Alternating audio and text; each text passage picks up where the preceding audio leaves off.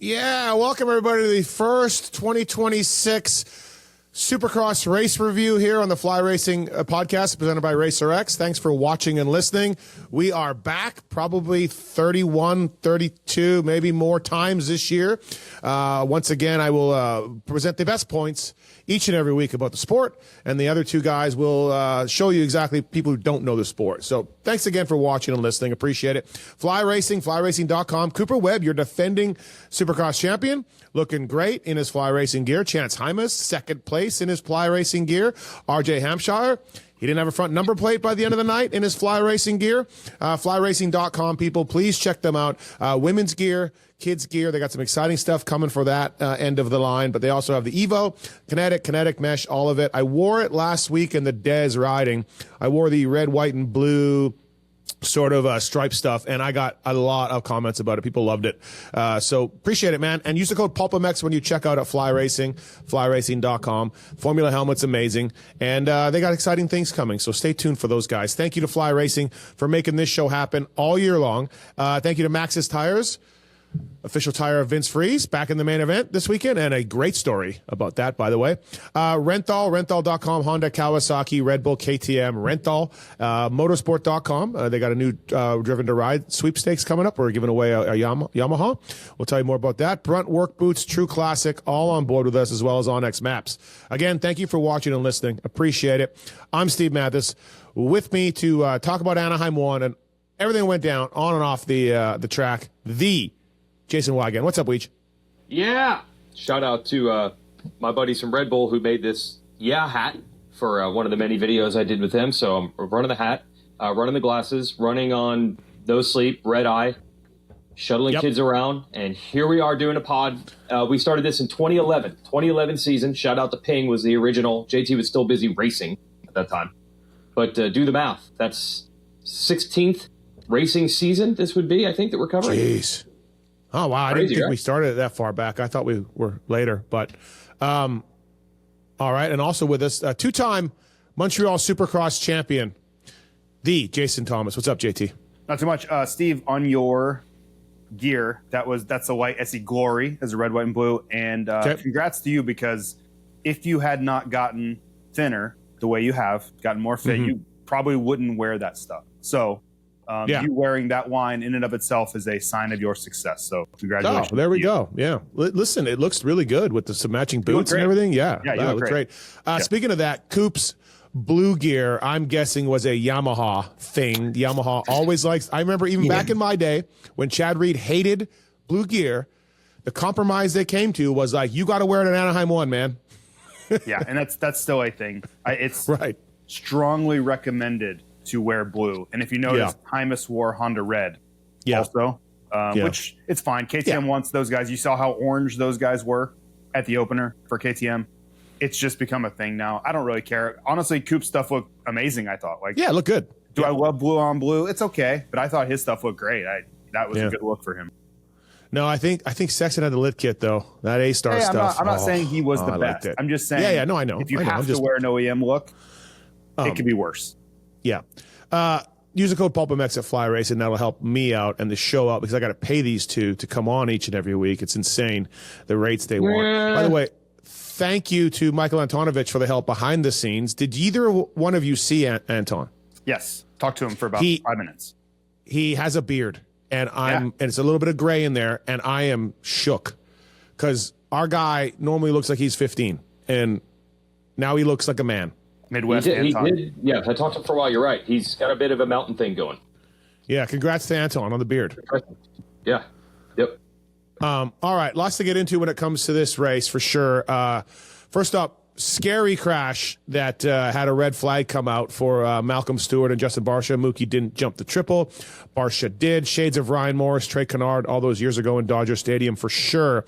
Also, Coop, probably, I mean, look, it's never good to have riders down, but Coop was gone already in like the second lap past Eli. So Cooper was a victim, along with, unfortunately, Barcia and Malcolm. Both riders are doing okay, I think, as good as they can. Malcolm was standing and talking to people after the main event by his truck, so he's okay. And Barcia, Weege, seems like he'll be fine too.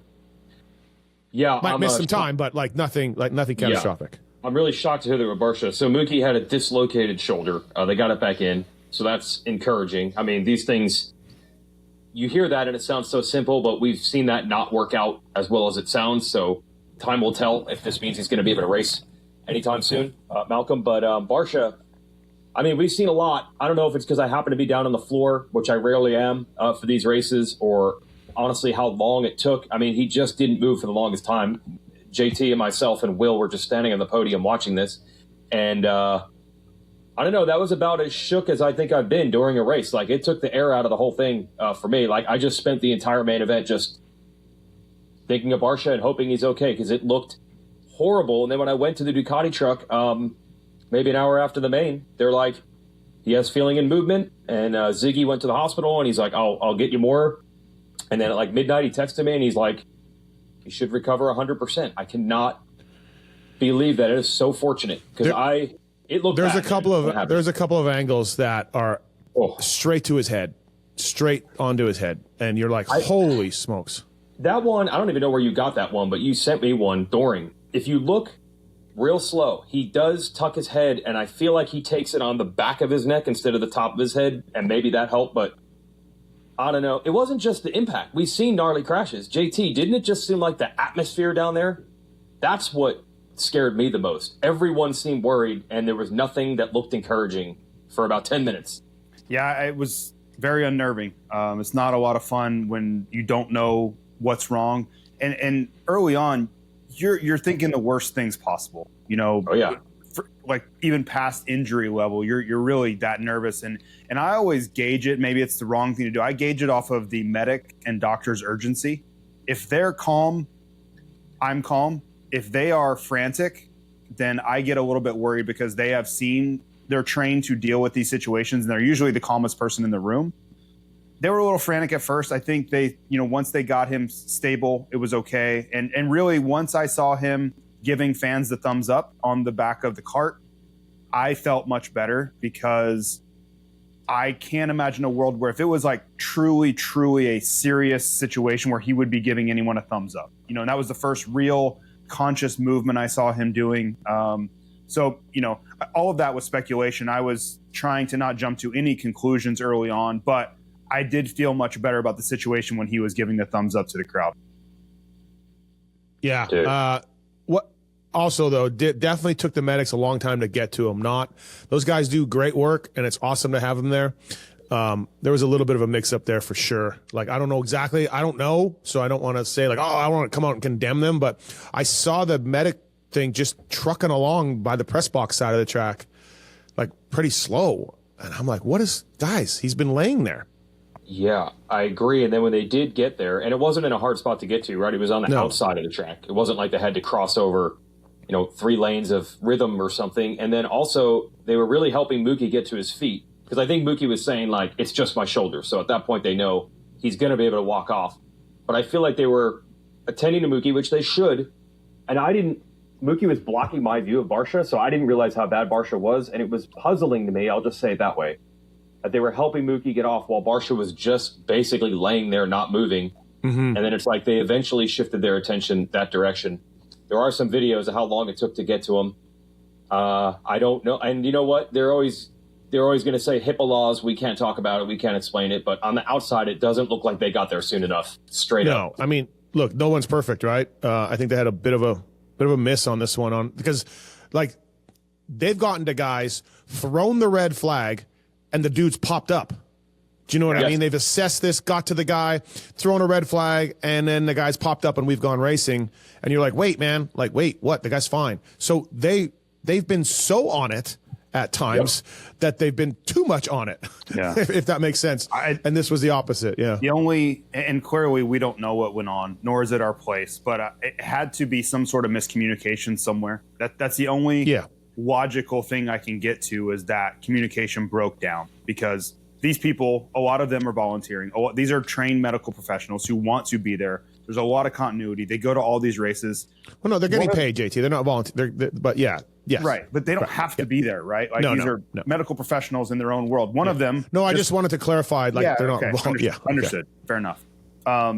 I just had knee surgery from one of the people on site 2 months ago. These are really, really smart people, capable people. This was a miss. I think we all agree on that. But I don't think this was any sort of conscious effort to not be there. Of course not. Somewhere along the chain, miscommunication happened. And either they didn't know Barcia was there or they didn't know how serious it was. Something like that, I truly think was the culprit here. Yep. Well, hopefully Mookie's back soon. Barcia might be a little longer, but we hope they're well. It sucks to have that for the first main event of the year. And like I said, too, Webb was gone, and it would definitely hurt him a little bit on the restart. So, okay, I didn't think we would be here. I didn't think we would start this way or really dive into this at all. Prado right now? And we're back. We're doing it right now? We are back. I don't know. Do we start with ET? I don't know, man, but it's got to happen. It's going to happen. I feel like let's start Tomac, please. I feel like we need to finish the 250s with Prado because it's going to absorb a lot of time. It's the strangest thing I've ever seen in my life. I haven't seen an alien or Bigfoot. I'm not one of those people, so I haven't seen any of that. Ghosts, I've never seen any of that. This is the weirdest thing I've ever seen in my life. Prado getting third, all time in your life. I think so. Yep. Wow. Yep. And I've seen some screwed up things, man. You have. Yep. But okay. So listen. All right. Eli Tomac wins. Great ride by Eli. I thought all day long, like we only have. By the way, no free practice. I'm a fan of that, but I was yelling at Mike Mewey from Supercross, like, why are we still here so early? What are we doing? And he said there's only 30 minutes later that we can get there now. And that doesn't make any sense to me in the math, but whatever. Did you guys miss free practice? It started an hour earlier than it did last year and 3 hours earlier than it used to be, right? Yeah, but I'm just saying, like, wherever you put the main event, like, it seemed like we were there earlier, like, early. The time's the same. But yeah, but what I'm saying it's the same as last year. Like it seems like we're there the same time. The main event was an hour earlier than it even was last year. Yes, no, I know, but then we were there an hour earlier. The times are the same. They just moved the block, right? We moved the block of time. They're trying to give them more time to work on things. The middle time expanded. Well, actually, JT, we looked at this on the show the other day. It's only about 7 minutes longer to work on the track. It's not a lot. Yeah, they would tell you track 7 minutes matters. Like those guys. No, it's a difference. But more than anything, the laps that aren't taking place on the track in the free practice is the key. Too, for sure. But anyways, did you either one of you guys have any thoughts on missing free practice this year? And like, listen, I lived in that world. I love this. The riding that we used to do. Friday, we had 2 practices. Remember how long the factory practice used to be on Friday? Yeah. Then practices on Saturday. I was riding both classes. I felt like I was like crossing Dakar, during the weekend. Now it's much more concise. And someone on the broadcast, maybe Diff I think it was James. They brought up this whether we needed free practice, and James said these guys are professionals. These guys don't need that free practice anymore. And this is not 1995 where 7 people have access to a Supercross track to practice on. Everybody that's racing in the night show is practicing on a Supercross track. They don't need that extra free practice. So to me, it is a big upgrade. It was completely unnecessary. I do like the fact that there's I don't know the official number, so don't quote me, but there is a small window early on in the first practice that is untimed. So guys can kind of get their wits about them before they go right into the times. But I think this is a big, big improvement. I'll take this much more. 3 minutes onto each session, I think, from last year. Weege, did it matter to you at all? Did you notice it? Did you care? Did you like it? Did you not like it? Look, man, I didn't used to do this for a living. I didn't used to ride. It's always been weird to me that everyone's asking you to do less and less and less.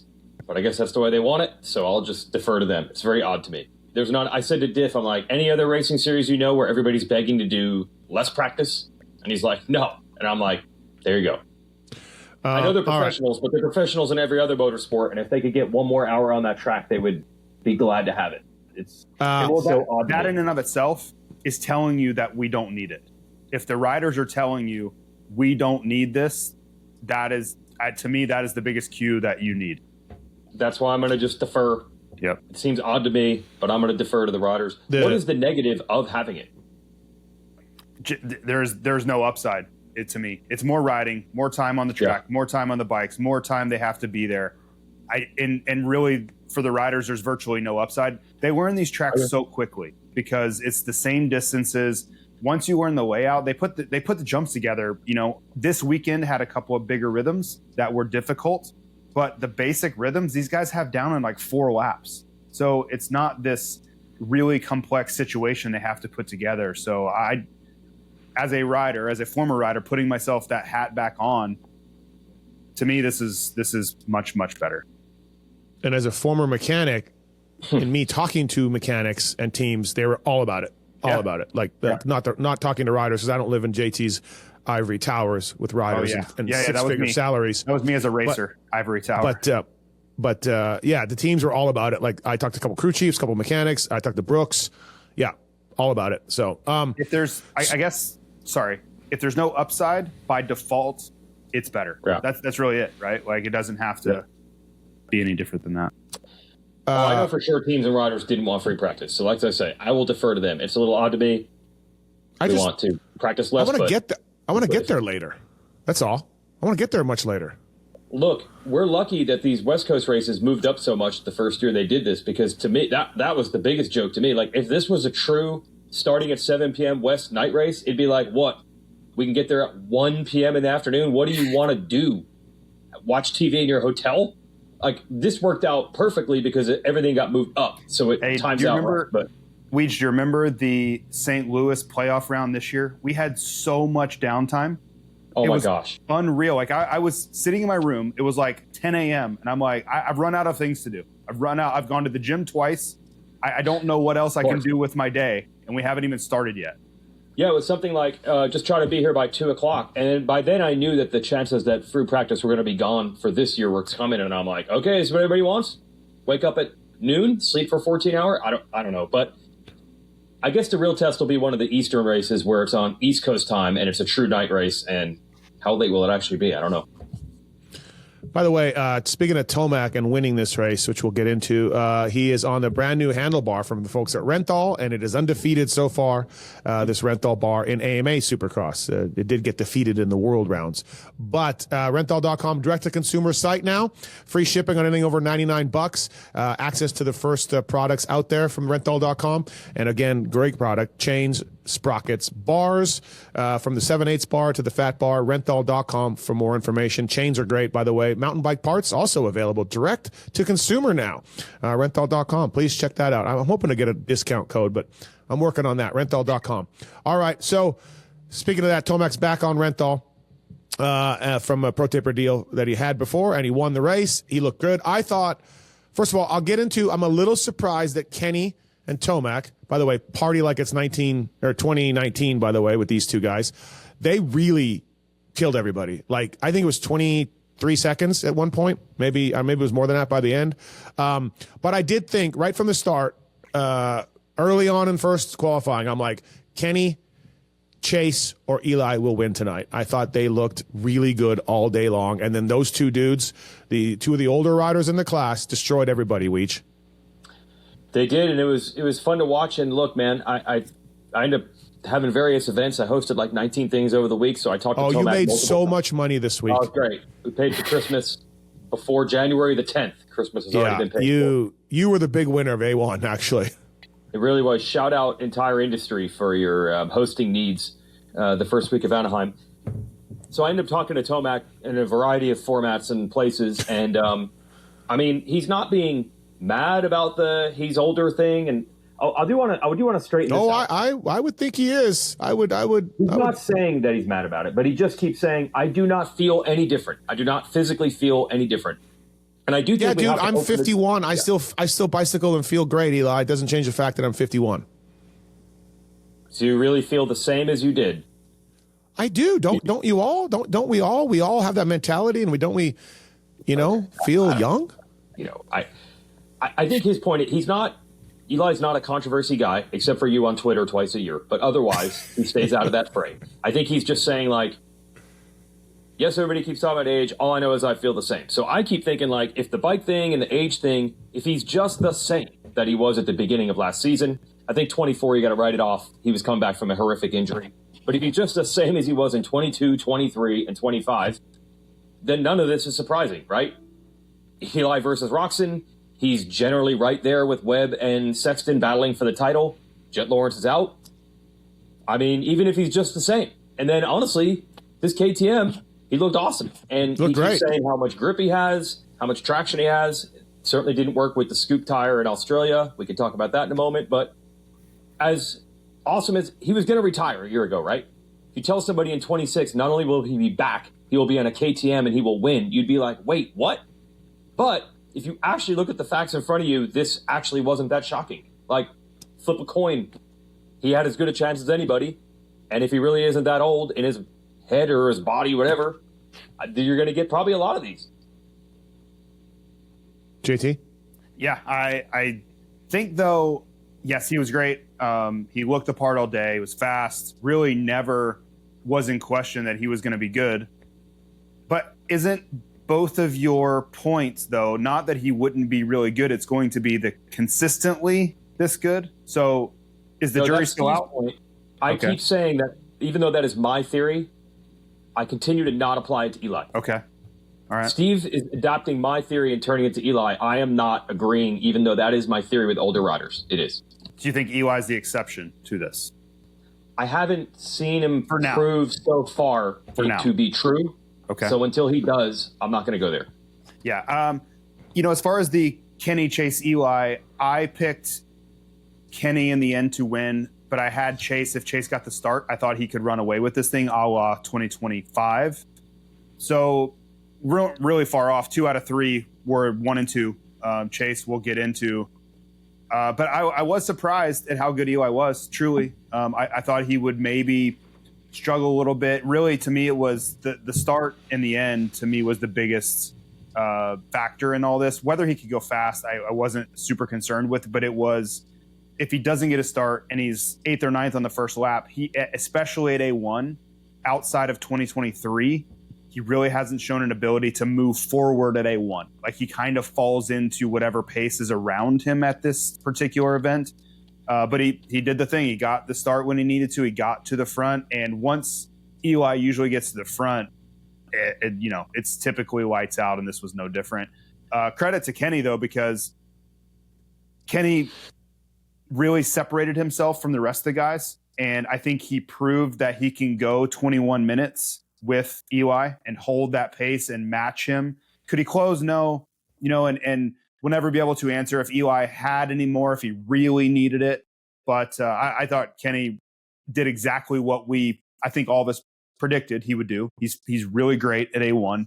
But he just ran into an Eli that was on his game. Otherwise, imagine if Eli got a bad start, what this would have looked like if Kenny got out by himself. Picture that, because that was certainly possible. Like, if Kenny got out front early, he would have won this race very, very easily. So I think that prediction was kind of on the mark, even though he didn't win. Yeah, to me, flip the starts and Kenny wins. Both of those guys were so good, right? Maybe. I'm not there. I think Eli is so good at being the predator. Like, he's so good at chasing. I'm not willing to say that he couldn't have caught Kenny, because that's not really Kenny's MO. Kenny is a guy at the front. Like, he's a front runner. He's great out front, where I think Eli's entire career has been coming from the back.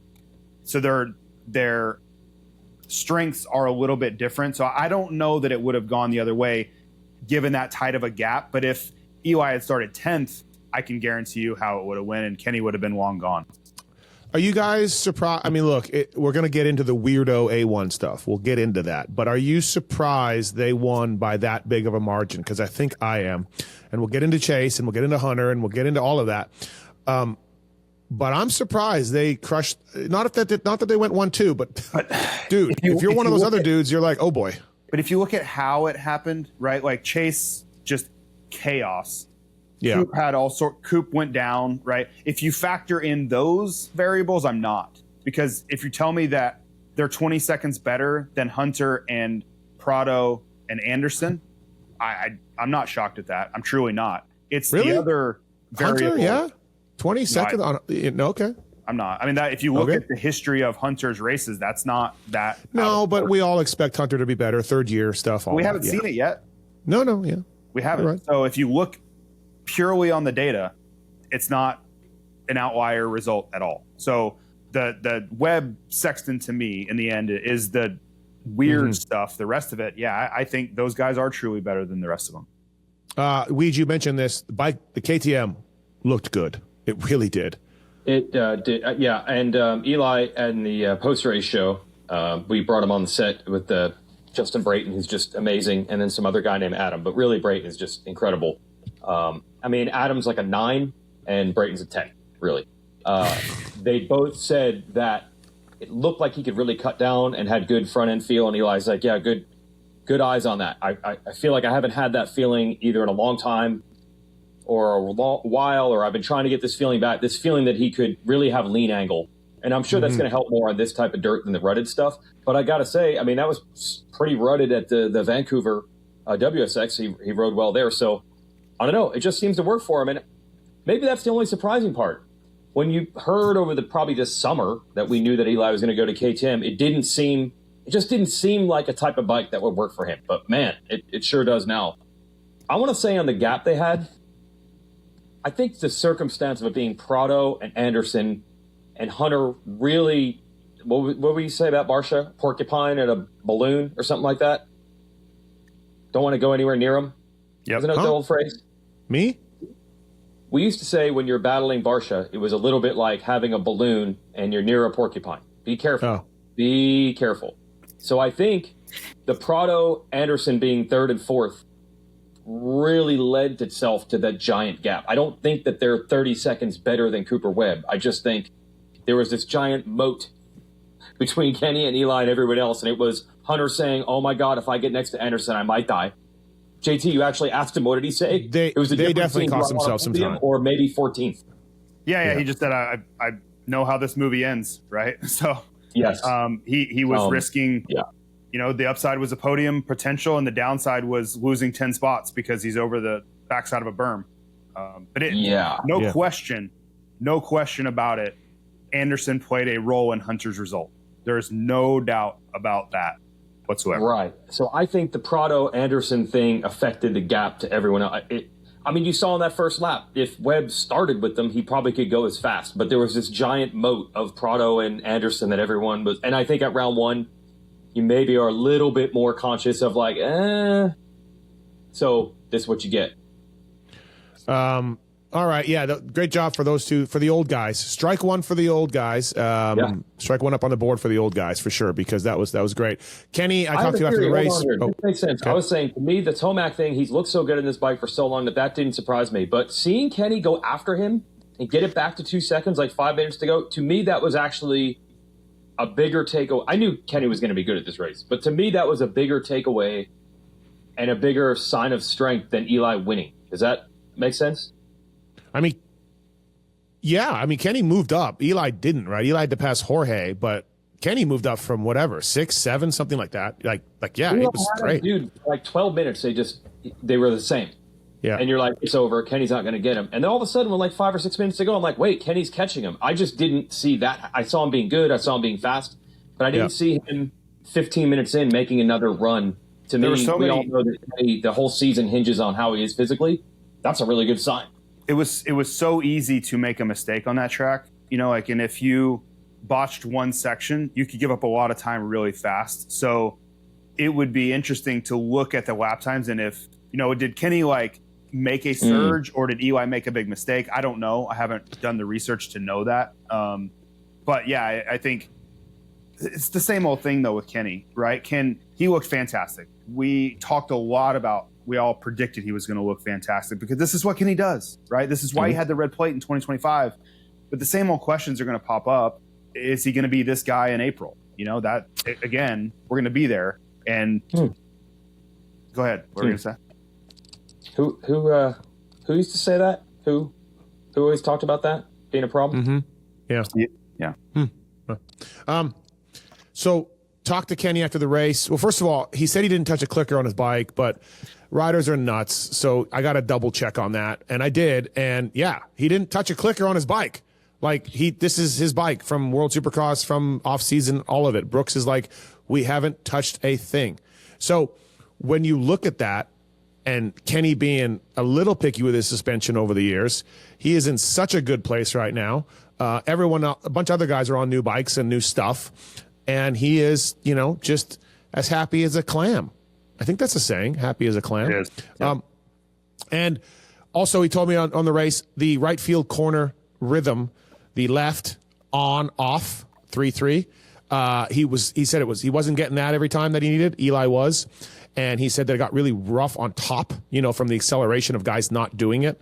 And so he screwed that up a few times. He said that really hurt him. That was one thing that hurt him. He wasn't able to nail that off every single time. So he did talk about that. But look, I said it on my shows. Like KTM had a lot to prove. I mean, they had a rider refuse to race because of the shock, and we all know the Sexton stuff. KTM had a lot to prove. I didn't go by their pit at the end of the night, but was there champagne and a rave going on, and was there like just parties? Because, dude, they go 1-3. The Prado thing we'll get into. Like, good job, KTM. Yeah, we're very excited. Very, very, very excited. Could it have got okay? AP could have got second. I guess that's the only way it could have got better. Like, holy crap! I was down there talking to various KTM members, and Ian told me that the new KTM CEO, this was his first race ever.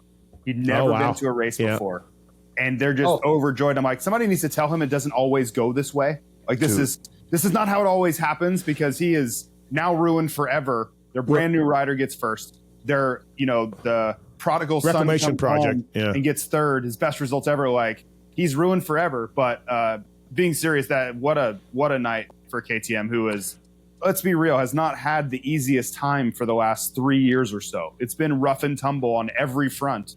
This was a banner night. Let's say goodbye to our 7 race winner. Let's take a guy who's one of the oldest riders in the field, coming off injuries. He's won twice in 25 races. Let's sign him. All right, okay. Hey, we got a distressed asset. He was good, but it is not. He needs to be rebuilt. Let's sign him too. And then they come to Anaheim 1. Dude, I think it's beyond just a result. I think they're pumped because obviously the Sexton thing turned unbelievably toxic, about as toxic as it could. I think it even then affected Vial, so that made it even worse. And remember, the guy they had before Sexton, the toxic relationship they had with Webb at the end was so bad that they just let Webb go at what, Redbud? Just stay home. Yeah, just stay home. This is addition by subtraction. We hate you and you hate us so much. Why don't we just break up 3 months early? So, look, we all know the grass is always greener. There's a honeymoon stage. I think right now, obviously Prado's going to behave himself. Prado's going to do nothing but smile because he got what he wanted. And I think at least right now, they're like, Eli Tomac, true pro, puts in the work, no drama. I think they're pumped even before the gate drops in that main. They're just like, oh, thank God. Some would say class act. Some would say class act. Eli. Class act. Right. And I don't want to say too much now because we all know, I'm sure they thought it was going to be awesome with Sexton when they first got him. Also, these things do tend to change. But right now, even just the atmosphere, even before the result, has to be unbelievable with how bad it was behind the scenes with Sexton 5 months ago. Yeah, I mean, look, the reason I bring it up on this pod is, I mean, I've taken some shots at them for all the stuff I just talked about, right? Like, I think that they lost a little bit of an edge that they had when Dunge was there and different people. And good job to them. I'm going to be the first guy to say that. Like, yeah, that's awesome. Because no one saw the Prado result coming. No one. Not even Jesus. Either the real Jesus or his dad. No one saw that. No way. So good job to Ian Harrison and the entire crew there for sure. Dude, I'm telling you, at the last race, Vegas, I believe Sexton said, no one talk to me. Tell the mechanic, and he can talk to me if anything needs to be relayed. He was not on speaking terms with the entire staff of the team. So can you imagine this being like their first race back together? They did go to some WSX, but it must have just been like, is this a birthday party? Is this this is great. Yeah. No, good job to those guys. So Prado third, wins a heat. But look, he got a little fortunate winning the heat because, JT, do you know exactly what Coop was thinking there? Yeah, he was trying to block the inside, for sure. I mean, I thought it was very easily explained, honestly. Like What? Yeah. He just ran into the side of AP. Well, he tried to block the inside, and I believe he expected AP to go to the outside. And then, he's not looking forward is the thing, right? He's looking to his inside over the tabletop, and he's protecting the inside. He finally looks up, sees AP way too late at the last second, thinking AP is going to be outside when AP dove to the inside. And then it's all done. Like, you can't stop that fast. So I feel like very, very explainable. Was it a good idea? Was it the typical racecraft we see from Coop? Was his situational awareness very high? All those things are no. But is it easy to explain? Sure. Yeah. Yeah. Like, you just don't see a guy like Cooper Webb make an error like that. It's just like he's usually looking ahead. He usually is anticipating. He's a very good dirt bike rider. Yeah. I mean, definitely wasn't a great move, but walking through it, I know exactly kind of how it played out in his mind. It just sucked for everybody involved. Prado got the heat race win, and again, fortunate to do that with that move. But regardless, he was one of the first guys to go onto the table. He was fourth in the first session, top 10 in the second session. He looked like a new guy all day long in Supercross. Whoops weren't really big, but he looked good in those. And he goes and gets third in the main event, whole shots, and gets third. Yeah, man. I mean, he even put on his social, it's unbelievable. Yeah, it is, man.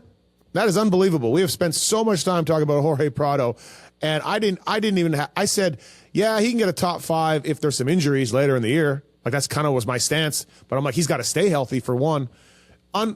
Yeah, like I said off the top of this thing, I can't believe it. I cannot believe how good he looked. I can't believe he adapted to Supercross that well. I can't believe he won a heat race, got a third. Because, he won a heat race in the mud, but I'm not counting that. Wow. Good job, Jorge. Good job. Prado pod, man. Prado pod. Just unbelievable. So, I don't know if this holds. I don't know if this stays. I don't know if this means. Well, is this a weirdo Anaheim one? So I don't want to say too much, but wow. So I don't think it was a weirdo Anaheim one. He looked too good for that. It wasn't like I agree. He backed into it. You know what I mean? And this is going to sound worse than I want it to sound. It's just a reference. When you look at Colt Nichols' result on the factory Honda that first year where he got 6th, and you walk through how he ended up 6th, it was a lot of incidents around him, people crashing. It wasn't like Colt rode out of his mind battled for 6th. There was a lot that happened to get him there. This was Jorge being great all day. He was fast, 4th in the first practice, and I was like, whoa. Wins his heat race, 3rd in the main event. And those guys, make no mistake, Anderson had the entire race to get him, couldn't do it. Hunter really, yes, he was being hesitant, but it's not like they were all over Prado. They never even got to Prado. They never even closed the gap. Anderson got to him, but then made a huge mistake. Anderson closed the gap, but but not. Look, even if Jorge gets 4th and Anderson gets him late in the race, it's still awesome. Yeah, he gapped Anderson. He pulled away from Anderson. So Anderson's out of it. He held Anderson off, and then he pulled away from Anderson. That is, to me, there's no question about that. What really, for me, the only question is, what do we do with this? Is this a Cowie thing? Is this Jorge he just rides KTMs better? Is it a mental thing that he's back on an orange bike and now all is well? Because this is much better than he looked on the gas. 100 times better than he looked on the gas. He was not really competitive with the front guys outside of one heat race in the mud in San Francisco on the gas. So I really don't know what to do with this from here. Really, I'm thinking more looking backwards is what I can't figure out. I think he's going to go out in San Diego and look. Is he going to get 3rd? Probably not. But I think he's going to look good again because I watched him most of the day trying to figure out what am I seeing here? How did he get that 4th? And he was putting that triple on coming out of the under part of the bridge. Not many people were doing that. He was doing it regularly and pretty easily. Those are telltale signs of his skill set. He looked the part. So I'm not that concerned moving forward. I just still, for the life of me, cannot figure out what in the hell went on in 2025. And I don't know that we're going to answer it in this podcast either. Chase Sexton didn't help that cause at all. But I again, if you guys have answers for it, by all means, please tell me, because this had the look of a 2-time world champion. 2025, I don't know what that was. In any way, shape, or form, I don't know what that was. I got a question for you, JT. obviously the track record of him not having raced Supercross pretty much his entire life, that was a lot of data to go by of it's going to take a while to figure this out. When you've seen him ride Supercross, be it videos when he was over here, then he raced a gas a few, then he barely raced last year, but when you've seen him ride Supercross, do you, in your trained eye, see things where you're like, yeah, he doesn't have it, or he doesn't understand it, or he doesn't have the tick? I've never seen it, but you know more than me. I've never seen him look like a fish out of water. Have you? So the first year when he came over on the gas, and there were clips of him coming out. I remember one very clearly where they posted him blitzing the whoops, and he was hitting the whoops backwards, and he was hitting them backwards really fast. And I'm like, give me a break. Like, you can't, all the riders are just like face palm. You can't post a video of that, of you hitting the, I could hit the whoops. I remember doing it as fast as my bike would go because they're all round. There's nothing that can go wrong. There's no edge. There's no nothing. And that's what he posted. And I'm like, you are trying to fool the wrong people. So that first year, the videos he's posted this year, all the KTM stuff, I was like, he looks great. But I was also hesitant to get on the bandwagon, even though like what my eyes were telling me looked great. I'm like, he looks really good, but I haven't seen him look so good at all, and maybe ever. So I'm kind of like wondering if my eyes are fooling me right now. But all of those clips that we saw him, I thought he looked good at, like, aggressive in the rhythm sections. He looked good in the whoops. That showed up on Saturday, so that was really nice to see. But to your question, I wasn't allowing myself to get there this offseason because I was like scared straight seeing so much struggle in 2025. I think he was like the 5th guy to do the 3 on out of the home plate rhythm early on. Like there's 5 elite 450 guys doing it, and Jorge Prado is one of them. He's riding. He was pushing through the rhythms early on. Like, I'm just like, holy smokes, he's soaking up this stuff. He just looks like a different guy. And I did a pretty hard pivot in 2025. Going in, I was like, this guy's legit. I've seen him race all over the world. I know what he's capable of. I've seen too much for the people that were just like, yeah, he's just not as good. I'm like, that's not true. I've seen him race everywhere. I'm not like, get out of here with that. And that was a tough angle to take with 2025 going on. And I really pivoted because I saw him quitting, which was, to me, that was like I'm out on this. When you are not giving effort anymore and you're quitting mid-moto, I can't be on board anymore. And that was the differentiation for me. It was never I don't think he's very good. I never believed that, but I didn't feel like his heart was in it anymore at all. And if your heart's not in it, the results definitely aren't coming. So the point I want to make is that all the people that were saying, and they were in my DMs and they were in my mentions about, he's just not as good as the US guys. You just have to accept that. Those people are having a rough Saturday night and a rough Sunday, because this guy is what I have seen for several years now. And I know you guys have too. I've just been at these GPs a lot recently. This is that guy. Not saying he's going to go out and beat Jet and Hunter and Tomac and Sexton this summer. I'm not saying that. I'm just saying, when you heard me 2 years ago saying this guy's legit, and I was telling the TV guys, like, this guy's going to be a contender to win. This is the guy I saw. This is the guy that I watched race. And I know you guys study the sport. We're talking to a lot of people here that probably haven't watched him race very much. All they got was 2025 Jorge Prado. That's not the guy that I've been watching for a long time. So on that front, forget about me. The vindication level here for him had to be otherworldly to be able to go out and do that. Yeah, he's been a confident guy, and he was confident in himself at the media days, and he backed it up. Yeah. Now, okay, the flip side, Anaheim one's weird. We all kind of think he looked great, but just the flip side here is Anaheim one is weird, and segment times weren't that impressive. You know, they were all not as great. So got to start, which he's good. But hey, third is third, and good job. That's just the flip side. Yeah. I'll let Weeds jump in. Whoops here, were easy. Just because it's A1, I understand your point. Right? You know, we already said, we all agree this. We don't need to argue this. We all said, like, we don't think. I'm just presenting. Yes. I'm presenting the flip A1, side. It can be an anomaly, but watching him, to me, was enough to say he's going to be good. Like, I'm not saying he may not get another podium all year. I'm not saying that. Yeah. I'm just saying the Jorge Prado that we thought we knew in 2025, that guy, forget about that guy. Like, don't think so. that's it. Outside of results moving forward, I don't know what he's going to do. I'm just saying that 2025 version, I am ready to say that is a thing of the past. And it's great to see Weege wearing green to support Kawasaki in these times. They could use all the hope they can get right now. Two things can be true. He looked awesome, and I've never felt watching. He's not. When you watch him ride Supercross, it is not watching Greg Albertine trying to ride Supercross in 1995. But again, I'm thinking like there's more trained eyes that can be like, no, it's subtle things you don't notice. He's always looked good, but two things can be true. Also, we have seen a rider ride great at the opener, have a great result, and you think, okay, well, that looks totally repeatable. And for whatever reason, it just isn't. So we just have to give it like a 20% chance of no matter how good you look, sometimes a guy looks awesome at round one and it just doesn't materialize again for whatever reason. But here's one other weird thing. So Ricky Carmichael said multiple times that, well, last year he was hurt a lot and barely rode coming into Anaheim. And I think I started thinking back, did he knock himself out or something? I think early. Yeah, he did. He missed media days. Yeah, he knocked himself out. Yes. So this just goes back to last year's style of Prado Pod.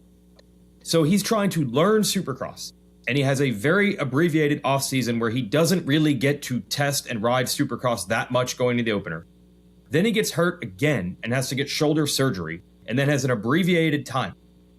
So in other words, we're comparing a guy who rode like a couple of weeks last year to a guy who rode so much this offseason. Ian Harrison kept saying he's burning through bikes. The amount of laps he did in the last 3 months on a Supercross track is crazy. But the whole thing is here, again, why did he not use any of that? It was all the bike. Maybe the biggest difference here is that last year he rode for a few weeks, and this year he rode week after week after week after week after week on a Supercross track. Why did he never say it? But truly forget, like, for me, the Kawasaki Supercross part of this, I don't even care about. I truly don't really even care about his Supercross results on the Kawi. To me, it's irrelevant. The motocross part, to me, is what he does. There's no excuse for him going out there and getting 15th last summer and not qualifying at Budds Creek and all the things we saw. Like, those are inexcusable, no explanation. I don't want to hear that the bike wasn't very good. He is simply too good of a rider, because I've seen other riders get on my motorcycle and go faster on it than I can go on it myself. Like, the truly world champion level guys can get on your bike and do it better than you can. So to me, it was a Jorge had quit on the situation. To me, last year on the Kawi, he had got to a point where he's like, this isn't going to work and I'm out. That's me saying that. That's what I believe. He got to that point, and now he's not. He's all in. So while your point's valid on the Supercross side, his preparation level is 1,000,000 times more. I'm not even judging his 2025 on Supercross at all. Like, those, I don't really care. This Jorge is not the Jorge I saw all summer long. It's just not even the same person at all. Whatever mentally, physically, I'm not here to say it's a team or bike or anything, but I will say that in Jorge's mind, all of those are true. All of those are true in Jorge's mind. That doesn't make it reality. That doesn't have to be, but it's Jorge's reality. Sometimes that's all that matters. Like, ask any rider. It doesn't have to be what's really going on, but if they believe it's what's going on, nothing else matters. Well, This is already too much Prado pod. No way. Never enough. People signed up for it. We've gone. It's 45 minutes in. We've gone 3 riders. We have to. This has to be aired out. Has to be. What? Couple things. Mitchell Harrison, he's there again for Kawasaki. When Marchbanks couldn't make it happen, Harrison does it for the green guys. So just shout out Mitchell Harrison. He wasn't the top. He was not top Cali, but when they were missing a man, he stepped in. So shout out to Mitchell Harrison again. We're going to work him into this no matter what. And yeah, man, Prado, okay. I'm done. Good job, though. No, it's great. He deserves a lot of credit, no matter how you feel about him. I was hard on him once he started quitting. People online are ruthless. I mean, things that people said about him last year are not okay. He deserves a lot of credit for the effort he put in yesterday. Yeah, and we'll see if he can keep it going for sure. Thank you to motorsport.com. They have a new contest, the Ultimate Race Bike Sweepstakes. They started it now. And if you go to motorsport.com/win, you can go there. Bryce and the guys down there doing great work. They're giving away a Club MX 250F, all decked out with all sorts of sponsors. Firepower is one of them as well. Fly Racing, one of them. And please check out motorsport.com. Great deals on aftermarket and OEM parts. Thank you to those guys. Go through the banner to help us out. That would be fantastic if you could do that. Fly Racing, of course. Use the code PulpMX to save. All right, Hunter Lawrence gets 4th, and yep, we touched on that, like dealing with a porcupine. Jason Anderson. I saw an AMA official over at the Honda truck talking to Darren Lawrence and some Honda people. I assumed it was because of the Jason Anderson stuff. I didn't see anything that crossed the line. Jason was very aggressive in the heat, very aggressive in the main. He took guys high, but that's how he rides. I didn't see anything outside of the line, but I thought that was it. Turns out it wasn't, though. I made a couple of texts. It was not, I don't know what it was for, but it wasn't for Anderson and Hunter. Hunter didn't say anything about that. Like, yeah. He didn't say, he said the potential for that. He didn't. Yeah, you just know. Yeah. Anderson, in the heat, moving forward, dude, he was aggressive. Oh, well, that's who he is. You just know how he is. Yeah, exactly. So Hunter gets 4th. Jason Anderson gets 5th. And like I said, Anderson did catch Prado, and he looked to be closing it, and he made a huge mistake on the rhythm before the rhythm, right field rhythm. Clanked it, went wide, went long, and then went long, then went short, and then feet came off. So that probably took the wind out of his sails late in the race. Justin Cooper moved up. Justin Cooper was all right. He was jumping the whoops again. Some other guys were too, though. I did see him blitz a few times. I don't think we're there yet. I don't think we're where we need to be for J Coop. But honestly, he was battling Cooper Webb before Webb went down.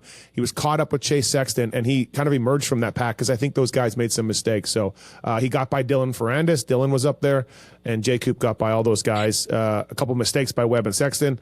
Ferrandis faded a bit, and so J Coop ended up getting 6th place. And Cooper Webb 7th. And again, Coop was moving up. Crashed, though. Lost it in the turn before the whoops, right? I think. He ran into the side of Hunter Lawrence. Yeah. Before the whoops? The same place as Barsha, Mookie crashed. Oh, okay. And Sexton. Bummer deal, but the red flag for sure. Like I said, I mentioned he was up. Okay, Chase Sexton time. Yeah. Well, I just want to touch on Justin Cooper and Cooper Webb really quickly. Okay. Justin Cooper, great job. It wasn't going well. Bad, crash on the start in the heat. Just a rough run. LCQ, I never even thought about. Yeah, yep. Yeah, to get to 6th is really solid, but the whoops are still a problem. They're just still a problem. He was trying to jump them in the heat race. Like, you can't do it in the heat. Even James on the broadcast is like, it's way too early for that. You just you can't do it. Hey man, those things are fresh for the night show. And I don't like criticizing riders who are much better than I ever was, but if you want to win in this class, it's still a liability. I think we saw that, but he did a good job mitigating it to get to 6th. He crashed in the main at some point too. Like he came up. Yeah, good for him. Like I'm trying to give him more credit than the negative, but it's still like, if you're looking at how's he ever going to break out and win a race, it's still a concern as it reared its head already. Cooper Webb past 9 guys. Justin Cooper was the hard charger. Yeah, good job for him. Cooper Webb, I think, would have gotten on the podium had he not crashed with Hunter. If you look at how the race... Oh, you think? Yeah? If you look at how the race played out the rest of the way, and look how close Hunter was to Prado at the end, I would say that he probably gets on the podium at the end. Like, he was faster than Hunter. He was trying to get by. You then play the rest of the scenario out. Probably gets... He doesn't have this Anderson thing. He's got to deal with the porcupine. But he doesn't have this... He doesn't have this mental block, and also the controversy with Anderson. I think he would have made a move on Anderson much more assertively than Hunter was willing to, because if Anderson sees Hunter go by, he's going to run into him. Like, he's just, with 100% certainty, he's going to get aggressive.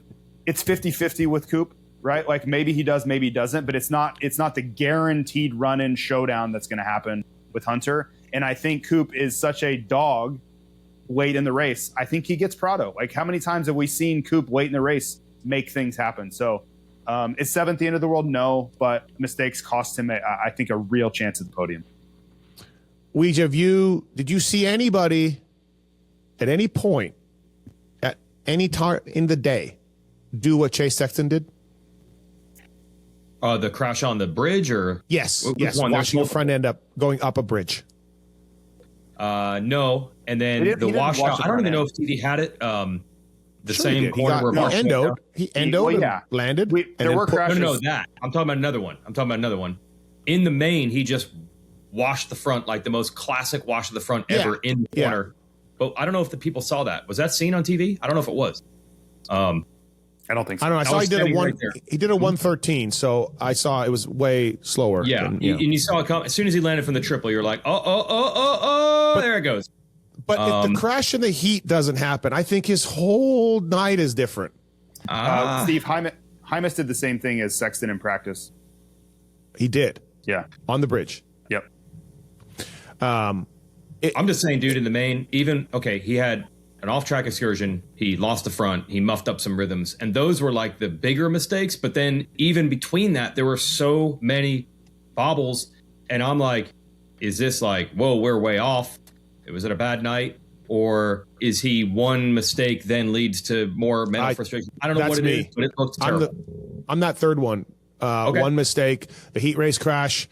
And then you got a gate pick, and then you pushing and bad start, and then one thing leads to another. Yeah. And then he's trying harder and harder and harder. Every time we went to a Sexton update, it was him off the track.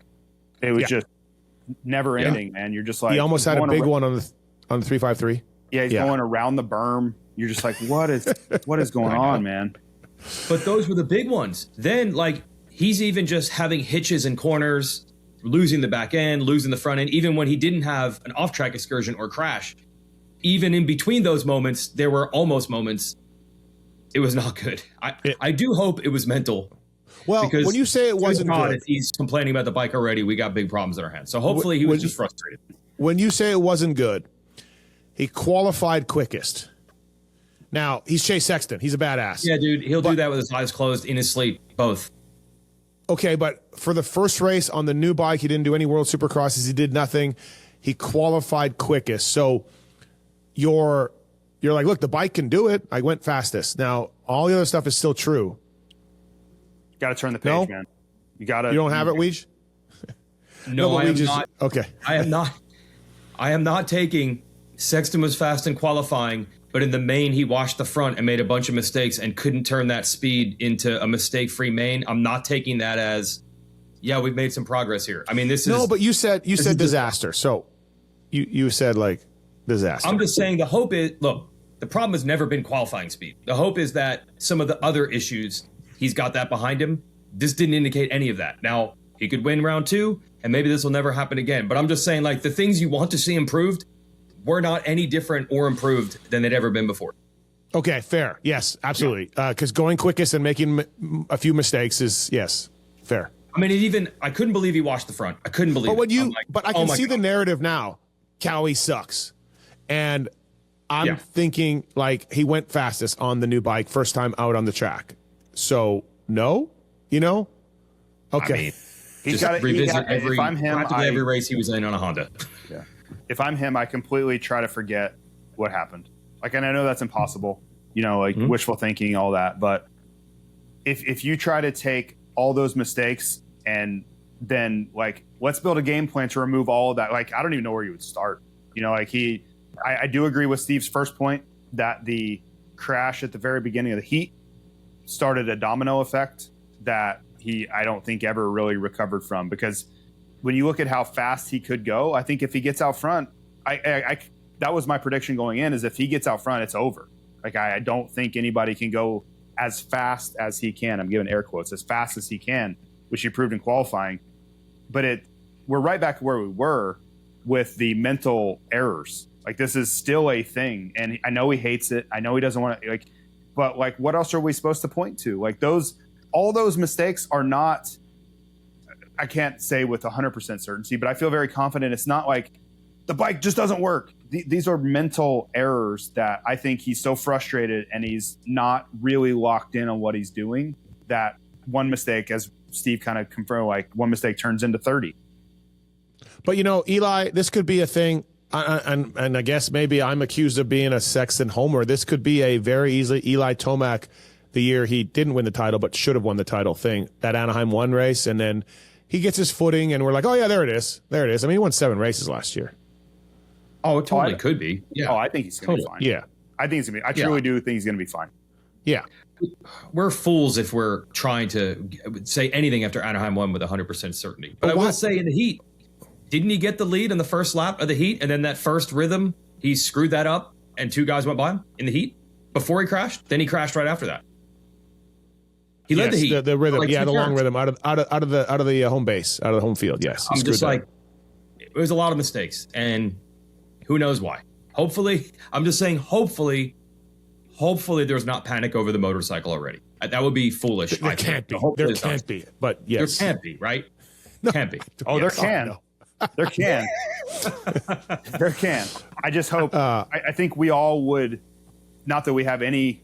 We should not be the ones advising him, but we would all, I think, agree to say, like, just let Saturday be Saturday and don't throw away everything, because when I watched him in time qualifying, he was ripping, right? It's not like he can't ride the motorcycle fast, but there's something there though with him in the mental aspect of this, because we've seen it for too long now that the mental aspect of this game is still a problem area for him, and I don't know how to get past it. I've never gone as fast as him, nor would I pretend to have that figured out, but I can see it. I know what I see it when I see it, and I see it with Chase Sexton. Marchbanks didn't make the main, and Chase had that night, and good to see Weege wearing green to support Cowie in these times. He still got 8 though.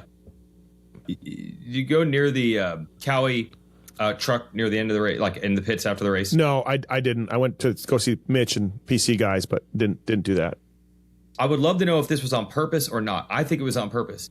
They lined up. It must have been like, hey, every employee who drove here, please park your pickup truck, to create a giant rectangle to just make it look inhospitable. It was so odd. I think there were 4 pickup trucks parallel parked in front of the semi, like the tent. Yeah, the tent area. Like, why? Maybe there's a chance that Angel Stadium security said if you're going to park, you have to park in this pattern. It was like this that were on not Friday, the way the too. trucks were during the day. This was only after the race. Or they were like, let's just try to block. We just don't want people around right now. Don't come over here for autographs or plastic or goggles, please.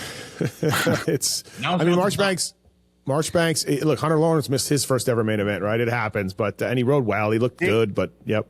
I like for Sexton, not good, right? Like we all know it wasn't good, but he had like arguably just one of the worst nights probably mentally he's ever had, and he still got 8th. Like I'm not. He passed 6 guys. He moved past 6 guys. I'm not that concerned. Like I truly, if I was Kier or anybody he listens to, I would just say forget it. Just don't worry about what happened. You're still who you are. You're fast qualifier. You're gonna be, but you can't dwell on that. Like Marchbanks, man, come on. You're in the LCQ. You're easily in. Like you can't like hit the brakes.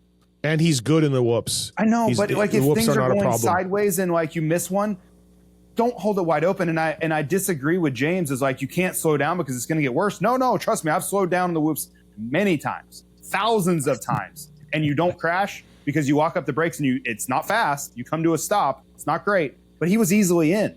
He didn't have to pull a hero move. He was in 3rd, kind of battling for the 4th spot. Like I get it.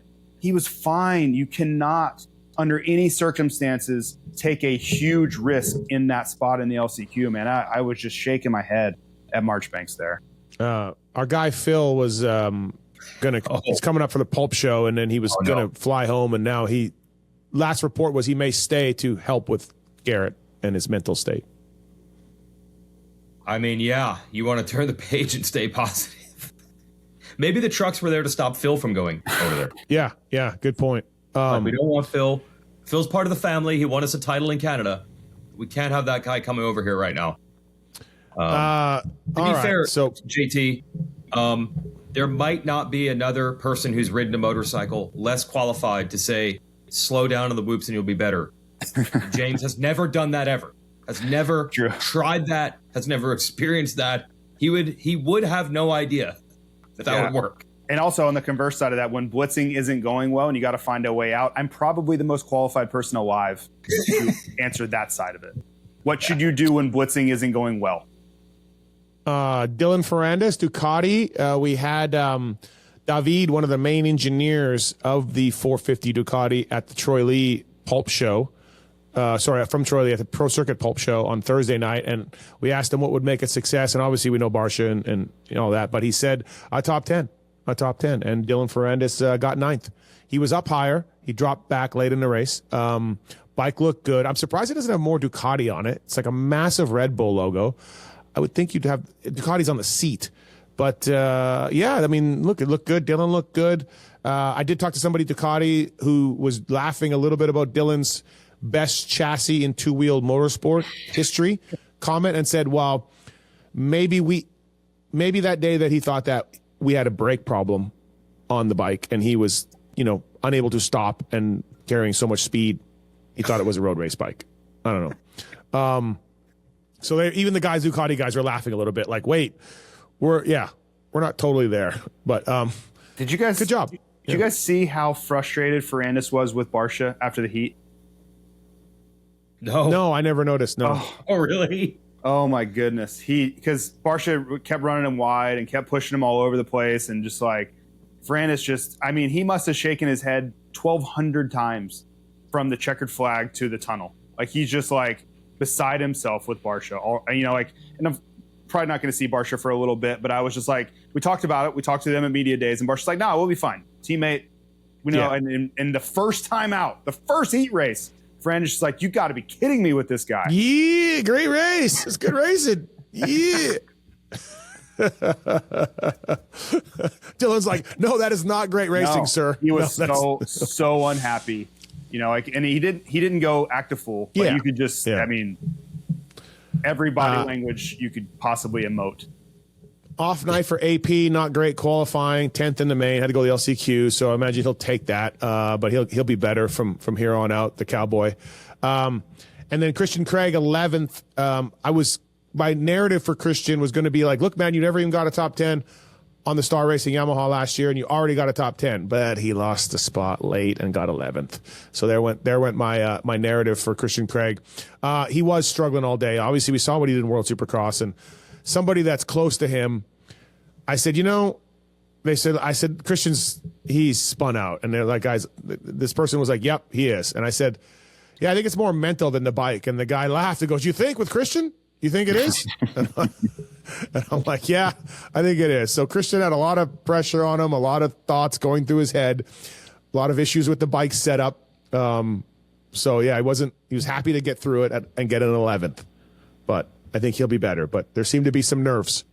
Look, watching him throughout the day, I think 11's pretty good. He did not look good.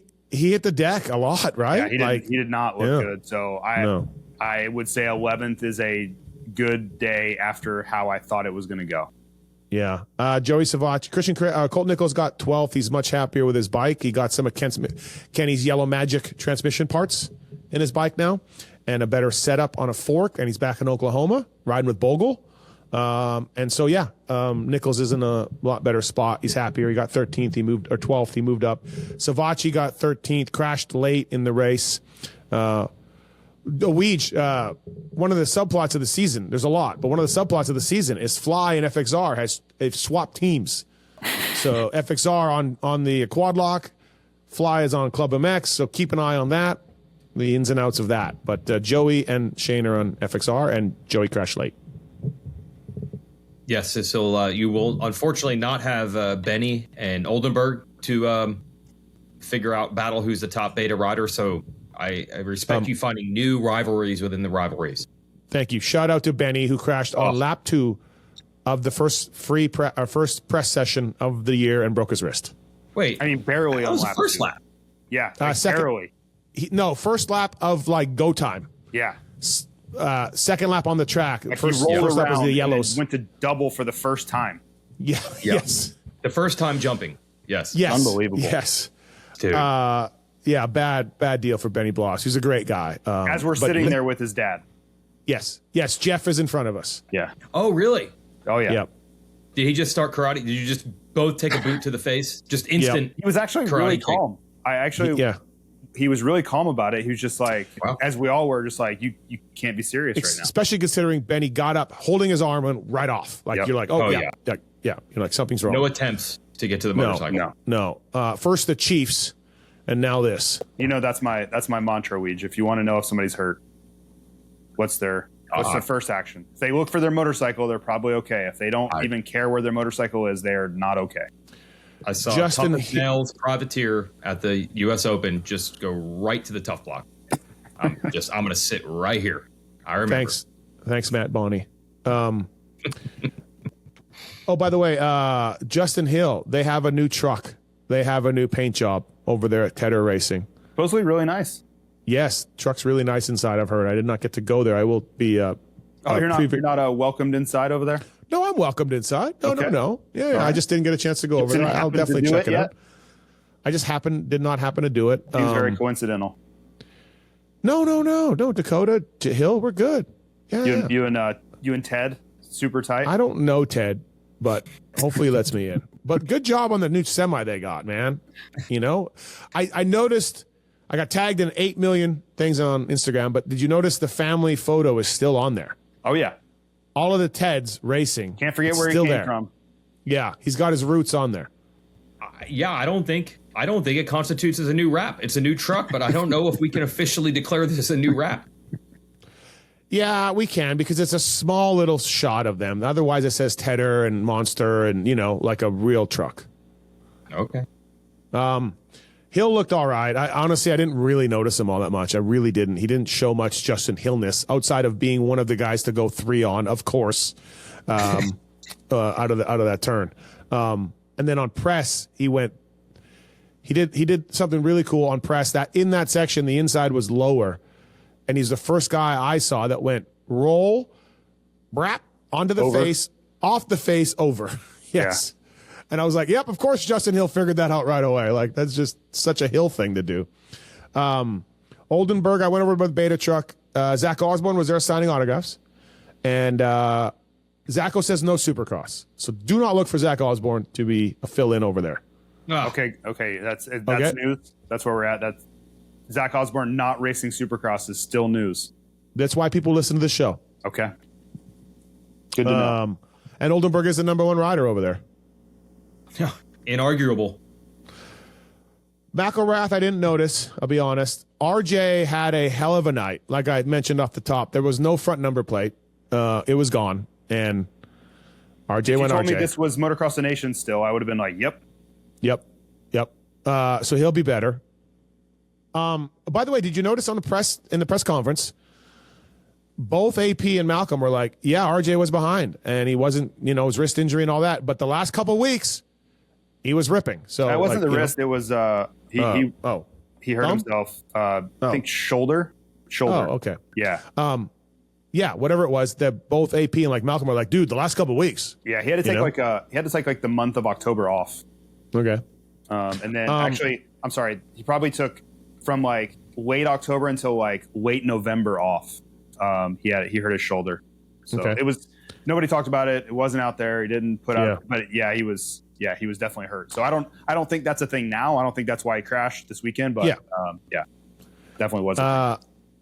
Maxxis tires, by the way, Jeremy McGrath helped develop these Maxxis tires. Great mountain bike tires. The PRMX guys with Mitchell Harrison. Shout out Mitchell Harrison, running Maxxis tires. And, of course, also Vince Friese in the International Supercross race team, Maxxis tires as well. And this leads me to my favorite moment, Weege, of the day at Anaheim. It was fantastic. First of all, shout out. I want Weege, you made time for the press box. We did not think you would, and you came by to see us losers. He was talking bad about you, Weege. He was. Oh, yeah, I know. He doubted it. He doubted it. I doubted you.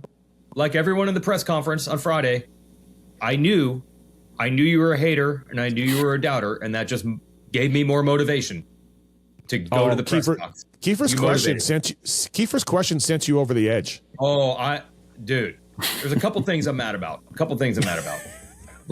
Kiefer in the press conference. Come on, Kiefer.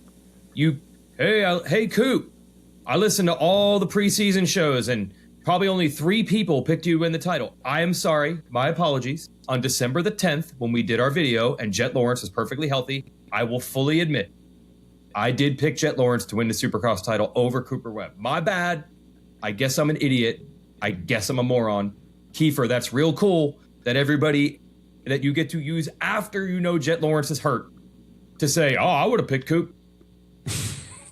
Kiefer was with us that day. Was he saying we were stupid for picking Jet Lawrence? Where you went wrong was listening to Kiefer's question. And also one other minor thing. There's a gentleman in the new revamped post-race press conference that said to Eli, hey, Eli, the media last year was really hounding you, pressing to see, will this be your last season or not? No, it wasn't the media.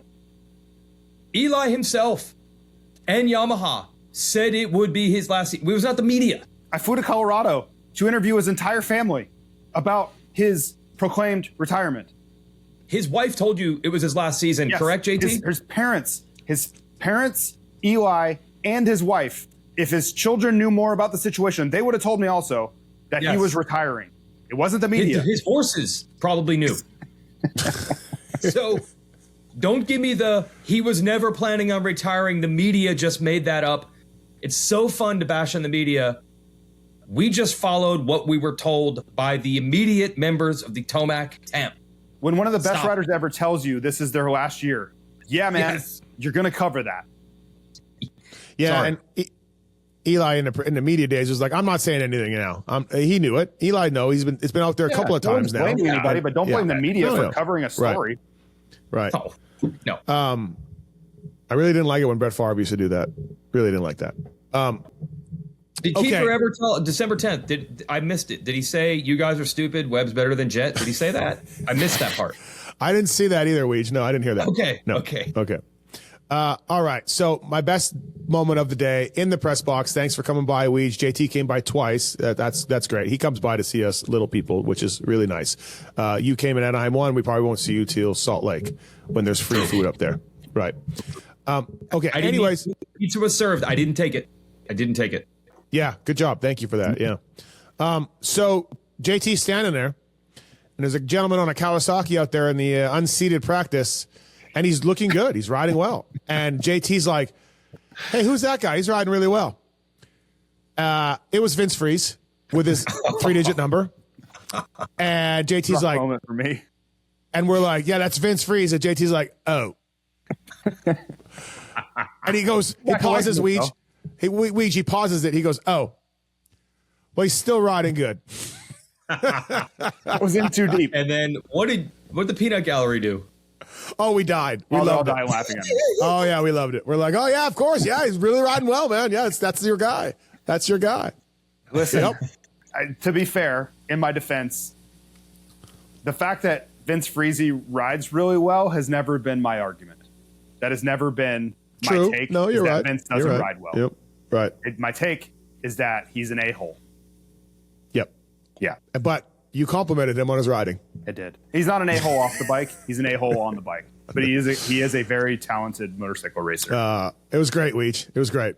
The reaction when he learned that was 719, his amateur number. It was a tough moment. Beautiful. It was a tough moment. It was great. Oh, by the way, I didn't mention Faulkner. I skipped over Faulkner. 15th, first ever 450 race.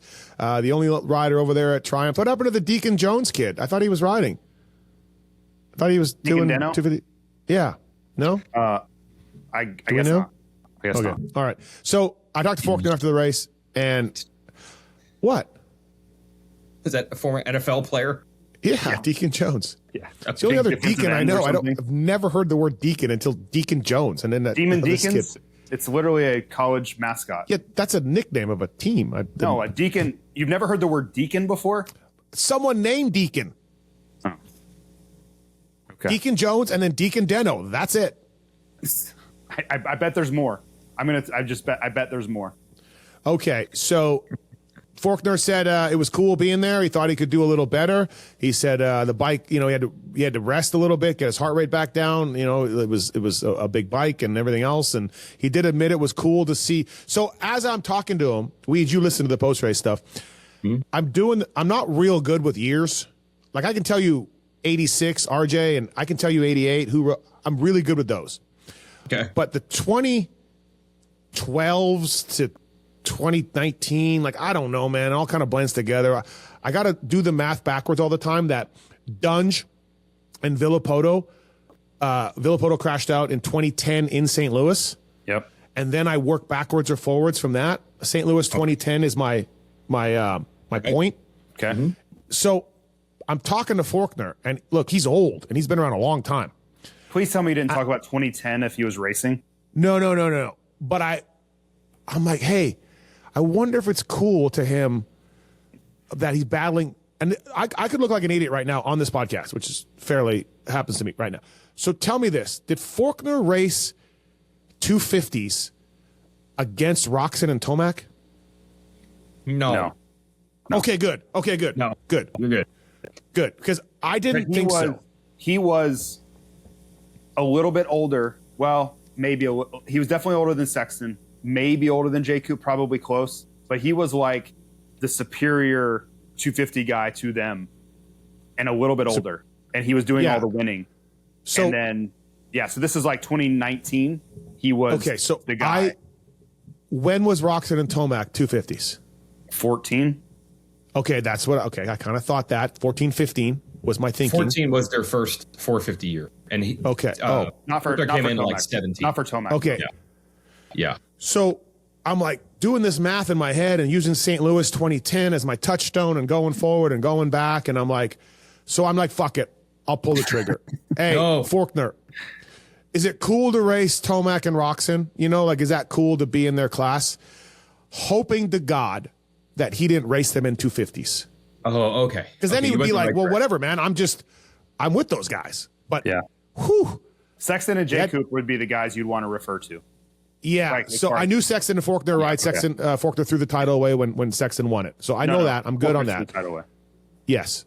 And I talked to him Friday. He kind of looked at like when he was moving into the class and like could maybe win. That was like AP was kind of like the guy hitting his prime to try to like get to. So like AP's like a year or two ahead, and then he's in like the Sexton J group.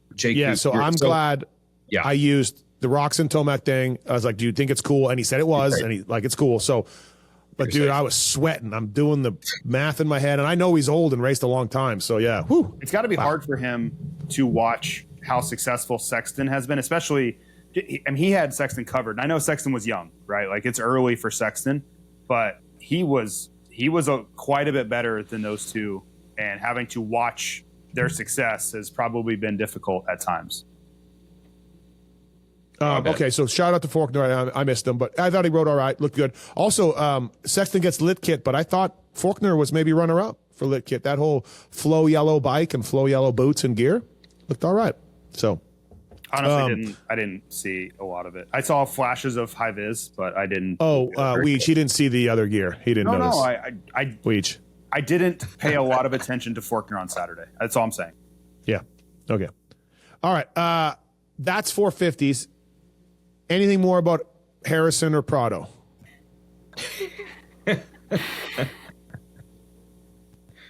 I'm good on Prado. I'm going to press day in San Diego. I'm bringing some flowers for Cowie. Just, hey, man, it'll be better. But like, how do flowers for me? I don't know that I would like to. What do you think goes through like Bruce's head? Like, how do you think Bruce is handling all this? Because the Prado thing was a Bruce thing. Like that's my take on it. That's what I kind of watched from the outside. I'm not an insider there. I could be wrong. But it felt like Prado was a Bruce push, and man, it has been a rough go. And to watch that unfold right in front of you, good Lord. Yeah. I'm bringing flowers to San Diego. Okay. We're not overreacting on Anaheim one. Who knows? Sexton could win by 20 seconds this week, and it wouldn't surprise anyone. Sexton's I'm truly not concerned about Sexton. I'm really not. As bad as it was, I'm not. Yep. I will say this, though. I feel like there is a little pressure. Like, it'll probably work out fine. But, man, if it's looking sideways at all. Man. Let's cross that bridge when we come to it. But exactly. You're right. All right, let's talk 250s a little bit. But first, I want to talk about the Brunt work boots. A bunch of mechanics have these guys, including Cam at Honda, who's Hunter Lawrence's guy. And JT, you were supposed to interview him, and we were talking about possible questions for him. And then I walk by Honda, and you're talking to Lars. What happened? There was just a decision made because that show was on main NBC, and they just wanted Lars. So he's the team manager. Well, that's good. Good to see Lars get some press. Well, Absolutely. It wasn't that it was Lars. It was the title and the job responsibility that he holds to talk about Hunter and whatever they wanted. I just what about Darren? Darren Lawrence would have been great. Like, because hey, Hunter, your kid now, your Hunter is now the spotlight. Jed is out. How they ride together? How does that change? I got a lot of questions for Darren. I'm not sure if you think that I make these decisions. Well, I mean, you screwed over Dogger. You seem to take glee in screwing over Dogger. You think that I made that decision also? I appreciate you thinking I have this much sway in the show. I do think you were like, yes, you love street bike racing, and let's talk to that guy. No, this was NBC used to have MotoGP, and this was a full cross-promotional moment between MotoGP and Monster Energy Supercross for NBC. Full stop. Like, that's all that was. Okay, well, we've seen Lars enough, man. Again, yeah. You think that I make these executive calls? I feel like you have some say. I mean, I can voice my opinion, but in the end, I don't make the decision. But dude, what are they going to do? Back me up here. Like, do you think what are they going to do if you just walk up to Darren with the cameraman and be like, "Hey, Darren Lawrence, hey, let's," I mean, you can't do autumn. You could maybe state your case on Friday, or Saturday morning, but you can't just when it's time to do the interview be like, "Wait, he's not interviewing the guy he was supposed to interview." They have a graphic that goes on there. I mean, you have no latitude. Like, you guys are talented. You work for yourself and you do whatever you want whenever you want. That's not how this goes, man. Like, I have about 70 people I answer to on the broadcast side. I'm not just going to wing it and say we're pivoting to him. We don't need Lars. I love Lars. He's a great friend of all of ours. Yeah, why are you hating on Lars? No, I'm not. No. Great guy. I do agree he's been interviewed a time or two too many. Yeah, for sure. We all know that. Thank you. Yeah. But I really, for reals, I talked to Darren Lawrence on Friday and a little bit of stuff and some other stuff. I did pitch Dazzy also. Yeah, and I got a lot of information about Jet's crash and Hunter's outlook and the who's riding at the farm and how's it's Jet's out there, all that stuff. I thought it was fascinating to talk to Darren about the changed program now. I think in the end, my take on it was that it would look a little bit like we're on main NBC, right? Remember we had the platform we're on that we're just interviewing. And we got the dad. Yeah, we're just interviewing a parent like that. I think that's maybe what it would have come across. We know that it's more than that. Like, we all know how instrumental he is. Person at home be like, why are we talking to the guy's parent? Nobody cares about this. Why are we talking to Quattanaro? That's what I was saying. Just explain that to you. Yeah. We just okay. Brunt work boots. Pulpamex show saves you with the work boots. Cam wears them. Pedro wears them. A lot of mechanics out there. Jelly, I got Jelly a pair. He's Jason Anderson's guy over there at the Twisted T Monster helmet. Twisted T bike. Jason Anderson. I didn't know that. Okay. Yeah. Jelly went over there. So thanks to the folks at Brunt Work Boots. Use the code Pulpamex Show to save with those guys. We appreciate that. And of course, RentallMotorsport.com, Maxis. Code Pulpamex saves you with Fly Racing, Weege, and OnX Maps as well. Yeah, OnX Maps is back. So this read says they're now up to, get ready for it, 750,000 miles of trails now. I think when we started with them on the pod, it was 500,000, then 6. Just keep mapping out more trails, the difficulty ratings, detailed info right at your fingertips, and you can ride beyond service because you can save the maps offline so you'll know where you are even if you lose signal. You can leave notes for other people. You can read other people's notes. They got a new camping layer that makes it easier to figure out if you're planning a long ride, where you can camp, where you can't, where there's real camping, where there's primitive camping, all those things. So you can plan everything ahead of time. So go to OnX Off-Road in the App Store or OnX Maps, the letter X, maps.com, and take it for a test ride. You'll find places to ride you didn't even know about. All right, there we go. 250 class, Anaheim won. Deegs has never podiumed an opener of his series. east or west. And he continued that streak with a bad start and a fourth. He rode all right. He was fast all day qualifying and obviously destroyed his heat. Looked great. Didn't get the start. And, I mean, he was pushing. Man, he was pushing to come up from where he was. He was like 10th, I think, right? Off the start-ish. So let's start with that. I'm still surprised he didn't get higher up. I'll be honest. I think that highly of him, Weege. I thought he'd be higher. Took a while to get going. Yes. The way where he was in the last 5 minutes, he probably got to about where he could have got. Maybe he could have got the third. But yes, when I saw him like 10th or 12th off the start, I thought, he could still podium. But those other guys, I think maybe it goes back to what we were saying about this class. It's two things. We think Deegs could take another level. We think Deegs could be dominant. But at the same time, we have said over and over, the other guys in this West division are not a joke. So I guess really that's what it comes down to. Hymas is as good as he should be, like reaching his potential. Same thing with Ryder D. And Anstey's as good as he has been. So I guess you spot those guys. They're too good. Yeah, but I guess JT too, if you had told Brian or Deegs, Brian and Hayden, hey, Levi's going to be on the ground in the first lap or first turn, and you're going to get fourth. Like that'd be like, oh shit, But yeah, it's not ideal for Hayden, but I think it's the same old story though. Is the starts are too inconsistent. We've talked about it. It's not the riding. It's not that he hasn't figured out how to ride Supercross. The jury's still out, I think, on him taking the next step in the whoops, right? Like I think he's fine, but is he really excelling in the whoops? We don't know quite yet. But the starts, to me, the ups and downs of the starts are still a problem, right? The heat race, he nails it, runs away with it, no problem. The Hayden that we were promised dominates. But then the main event, the start is like, it's not like he was third. He was nowhere near the front. And that's where all the problems come in. And that's what I really wanted to see him graduate out of, was being more consistent, right? Having an executable, repeatable process on the starts where I'm not asking you to whole shot every single time. That's probably not fair. But can you be top 5 every single time? Because then I think with your talent, your ability, the mental confidence you have, all the skill sets you have, I think you can get to the front pretty much every time.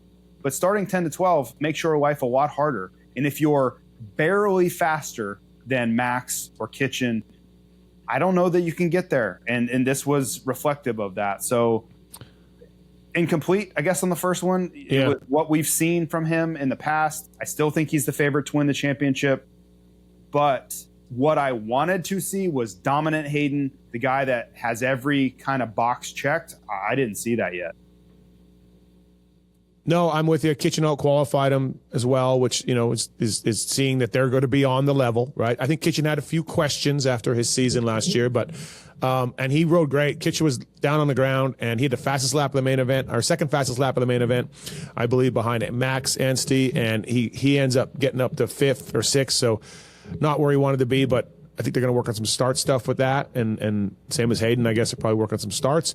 But Weege, Max Anstey, I didn't realize this. So I'm so old that when John Dowd won the 125 class, we're like, that's a joke.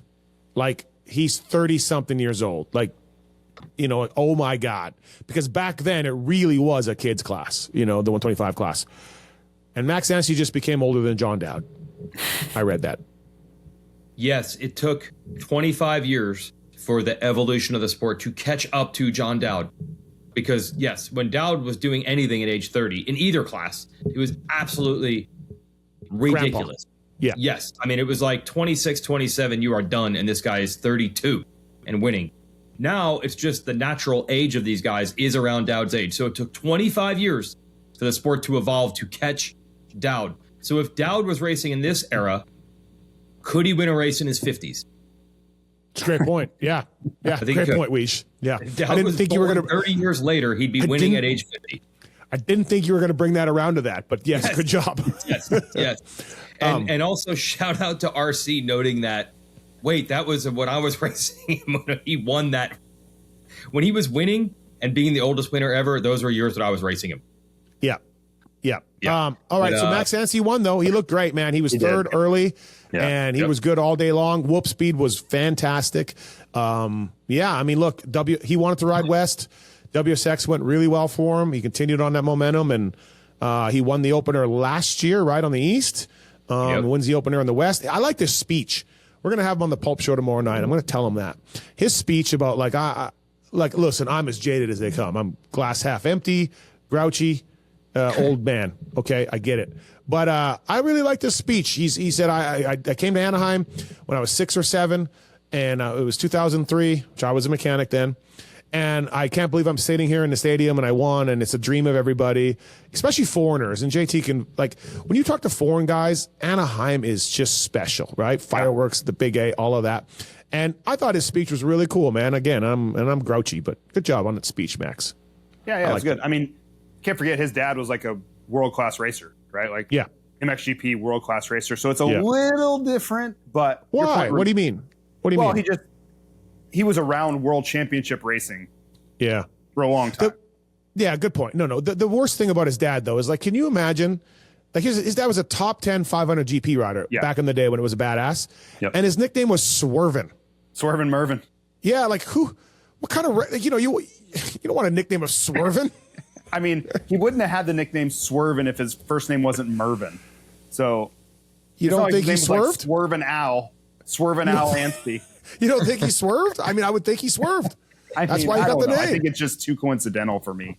But I'm going to ask Max that if he knows if his dad swerved all over the place. Was your dad out of control? Was your dad a roadblock? Was your dad a roadblock? Is he known for swerving? Okay, so good job, Max Anstey. Vince Friese. I mean, with Kitchen's ride and Max's ride and Hayden's ride, did anything change? Not for me. Did anything change for you two guys on, no? Okay. No. I mean, no, it did to me because I thought there was a carve out that maybe Deegs was just going to be untouchable. Maybe he still will be, but I mean, I think he could still will be. Yeah. Yeah. But there was nothing in Anaheim that said they're not on his level. No point. Would you be able to say that? Yeah. No. The qualifying to the heat races, all of that. Max destroyed his heat race just like Deegs did, right? So, Hymas though was impressive, and I said this, JT. I think I said this to you somewhere on the Vince Friese compliment you gave him. Hymas was on it from press day. He did the 3 out of the tunnel, right onto there. Yeah. He looked impressive right away, and you know how these things start. That you nail their obstacles early, and you just get rolling, and you figure everything out. And I thought he was really good on the press ride, and he continued it on. Good job, Chance Hymas. Yeah, and I would say. I don't know what changed, if it's a him thing or the bike thing or just a maturity. Everybody comes into their own at different times. But, I mean, really, when was the last time you saw Hymas healthy and not be extremely fast? That hasn't been a thing for a while. Ever since he got healthy, right, last spring, ever since then, every time he's been on the racetrack healthy, he's been really fast. So, in that line of thinking, it's not that shocking to me. Is can he find sustainability here? Right? Can he turn this into 20 races of success versus the he raced 3 was unbelievable and then he's out for 4 months. That has been the problem. Yeah, he's made mention he's never come into the series as healthy and as ready to go Supercross wise and until this year. And I've been up there in Mesquite watching him. I'm sure that helped him a little bit. Yeah, some of our deep talks we had in Mesquite. Good job, Chance Hymas. Absolutely. Yep. Ryder D, are those the first laps he's ever led in Supercross? I believe so. Well, I know he was up there last year at Anaheim 1, but he didn't lead though. I don't think, right? Did he? No, I don't think so. I think those. I just know the held on. I didn't like the finger guns. Did not like the finger guns. Wait, he finger gunned? He finger gunned Deegs. Oh, no. Dude, what are you doing? I think it's fine. Oh. Listen, man. Deegs is going to take a shot at you every time he's ever given the opportunity.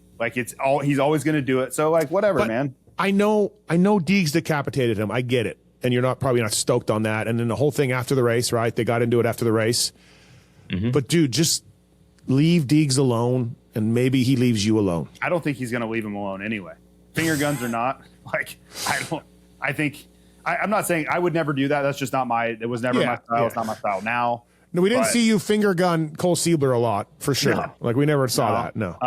But I'm kind of like, Deegs goes after everybody, so I'm just never going to judge somebody for going after Deegs back. Well, I'm just like, let the sleeping dog lie, man.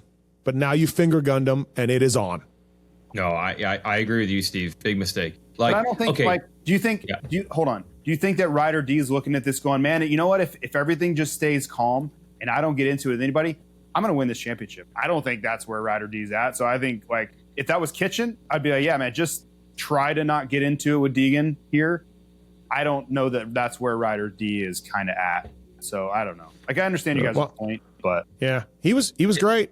And Rage, we made the comment in the press box. We'll race him when it's time. It almost was. There were 2 laps to go. I was fearing heavily for Ryder D's life because I'm like, if D can get to him, he's going in the stands. I told him. I was very scared for the young man. I told him. Yeah, I said that to JT. I'm like, dude, if he gets to him in the last lap. No, I told Ryder D when we were waiting.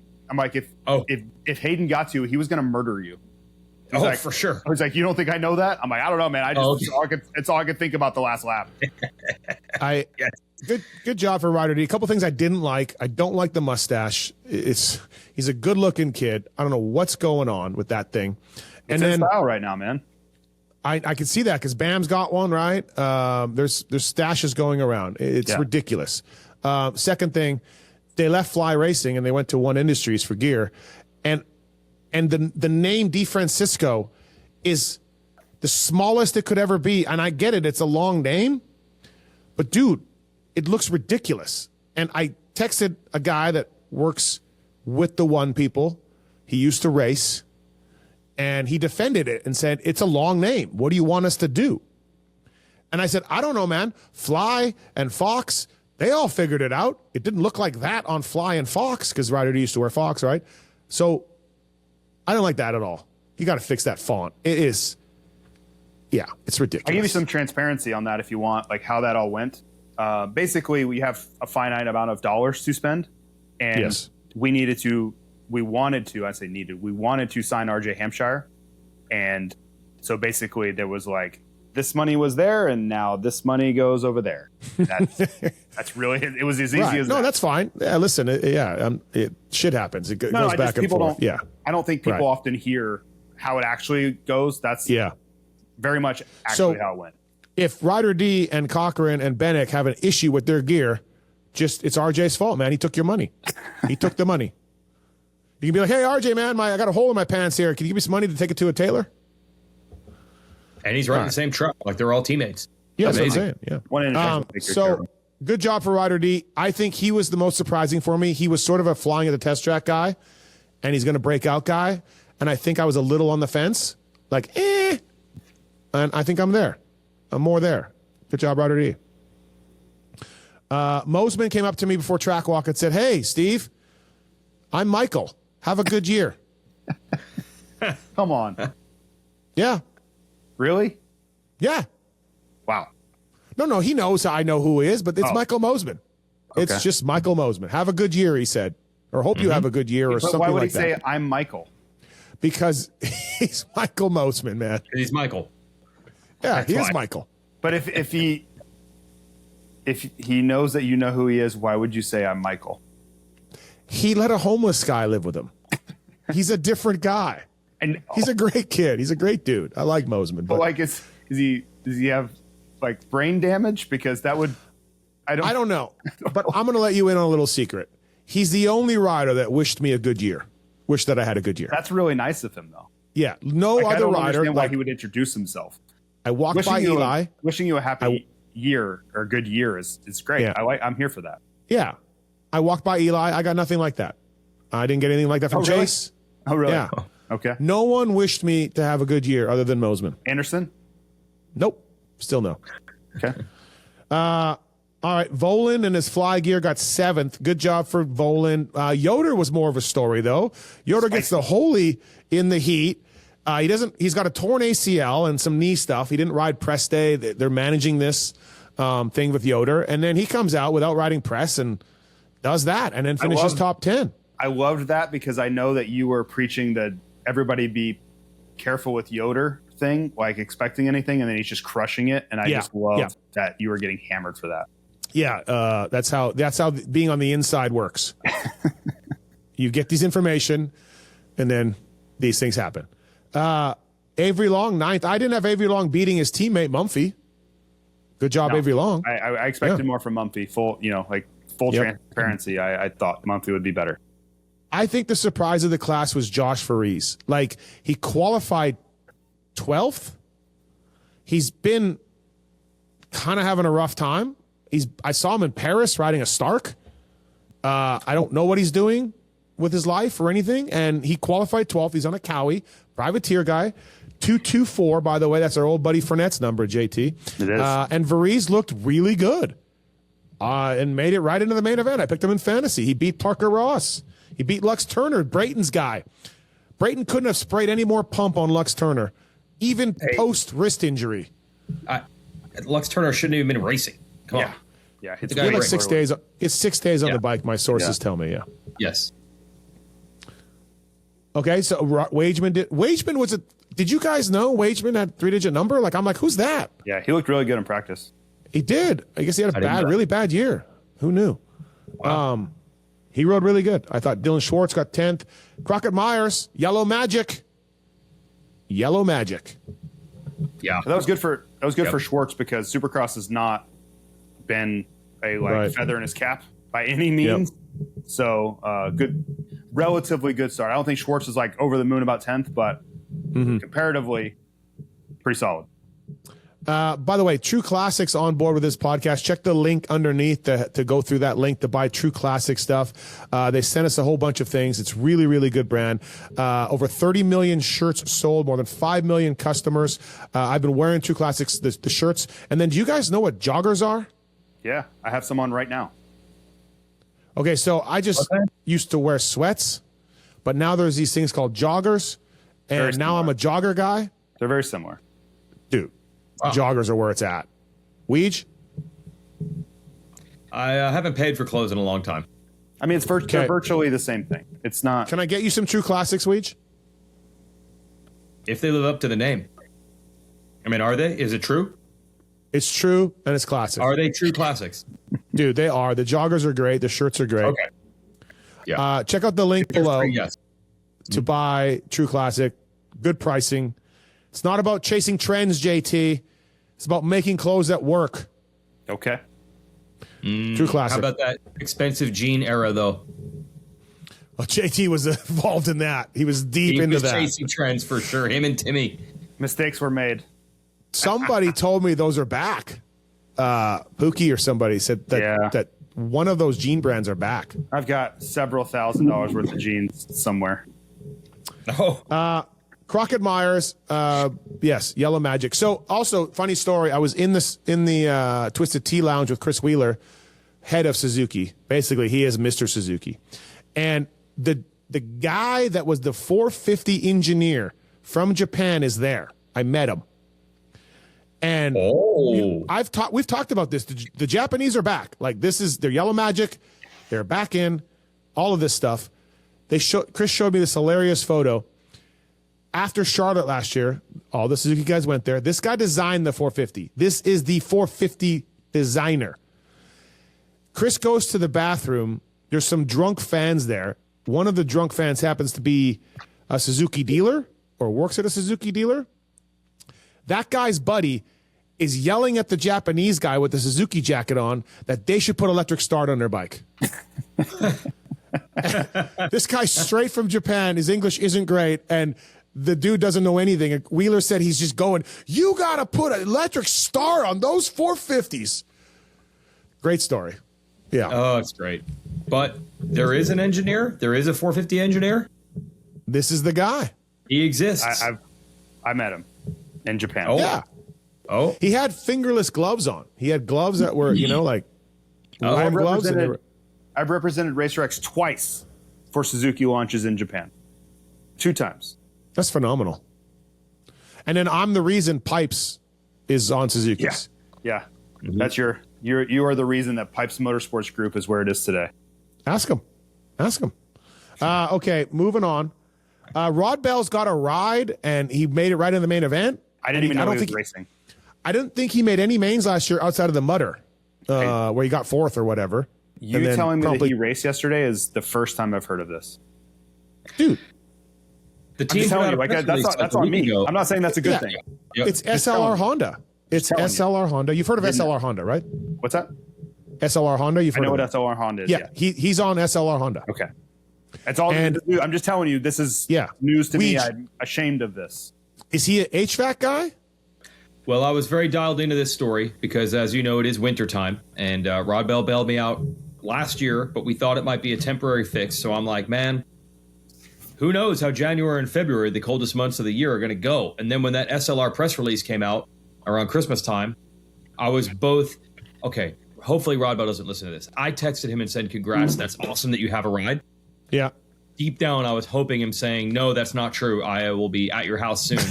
I have nothing but time for you in the months of January and February. So now I have to just hope with crossed fingers that my HVAC system holds off, because apparently with a real ride, he's going to be too busy to help this winter. He was not good last year, and he was much better this year. Rode right into the main event on his new ride. So good job, Rod Bell. It's great in the mud. He is. And Cameron McAdoo, who wants to take the floor for that? Oh, man. I'll take it. I didn't think he looked very good early on. I just watching him. He just looked like he didn't have the pace of the other guys. He got better as the race. Like, he's a racer. I think he just kind of like figured it out. The only question I have, the only thing I even want to pose for this on McAdoo is, where are we at on the Deegan thing? Because I don't have a hard opinion. I don't know. Like, Deegan definitely moved to his left, and definitely looked to his left. I am just not going to be the arbiter of intent here, because I truly don't know what to do with it. I've said this over and over when it comes to Vince or Marv or all these guys. You don't know the intent of cross jumping. Don't put Vince in there. You don't know the intent of cross jumping. Yes, I do. It's hard. I've seen it 10 million times. I've been the victim of it. Well, then someone looking over and moving over, you should know. I don't know this time with Deegan, because that's not his MO. He doesn't do this often. So if he continues to do it and I see it again, I'm going to cast judgment. Do not put this in the same category as Vince, because I've seen Vince do it 500 times. So it's just hard to know intent of cross jumping. Vince, so I don't know. Yeah. So I'm with you. I'm not going to, it was greasy and poor Cam, but I don't know. Yeah. I would like to talk to Cam about it. I would like to know Cam's thoughts on it. Yeah.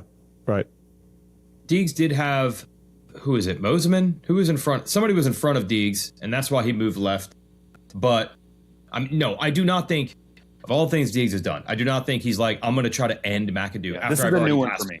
Right. Yes. I don't believe there was intent. Was it a poorly thought out move? I think that's where the jury's out. Because I understand why he moved left, because there was a bike in front of him, and he was probably trying to get to the inside of that rhythm or not clip the guy. I think it was Moseman in front of him. But either way. I think it was Moseman, yeah. Yeah, that might not make it inexcusable. Like, don't do that is probably easy conclusion to come to. I would have, in this instance, I feel like it's more of a, when he looked like I'm going left, be aware that I'm going left, and I want to see how much room I have here, versus I'm going to wreck this guy's season right now by going left. And ultimately, Cam was getting lapped, right? Ultimately, like, also doesn't make it any better or whatever, but Deegs is like, I'm lapping you. I'm way faster. No, he was getting lapped there. I don't think he was battling for the position. Wait, he was? Yeah. Yeah. The reason he got lapped is because of the crash. I thought Cam already went down by then. Dude, there was a few crashes, so there was more than a few. He had passed Cam, and then the next 2-3 turns, like, McAdoo was trying to get him back. Like, they were battling for sure. But I do not think that Deegan is like, watch this. I'm going to end this. I don't think so either. No, I hope not. And I'm with you guys on that. So, all right. Well, yeah. 2 hours. I'm 1. 2 hour pod. Because you guys talk about Prado too much. Nah. This is the longest one ever? One ever? I don't think so. I don't know. Okay. But I'm not doing this. Good job. We're just going to deal with Prado as a normal racer. I mean, unless he deserves more. Like, good, bad, whatever. We'll just be like, hey, Jorge Prado rode well, blah, blah, and we're not going to break down everything. Don't include me in that way. Don't include me in that we. It's I've never seen anything like this. Thank you. You started the show saying in your entire life you've seen a lot of things. You've never seen anything like this. I've never seen this. I just never seen this. It's all right. Well, it's unbelievable. We'll give that 3 minutes the next time when it's that shocking. Okay. All right. So Fly Racing, Racer X podcast review. We're going to be here each and every week, us three idiots. We could try to do these in person if the races end early enough. I was just thinking about that too. We could do that. Or do them Saturday night. Well, we red eyes times to deal with. Oh, that's true. The red eye guy. Yeah, right. Oh, I'll figure out a way. I got time to spare. From an IHOP or from an airport or wherever. Yeah. Fly Racing, use the code PulpMX to save. Thank you to that. Thank you to Anton for the work behind the scenes. Appreciate that, you guys watching and listening to this. And we are off, man. 2026 Supercross. So lots to get into. Jason Thomas, Jason Wygant. Thanks, boys.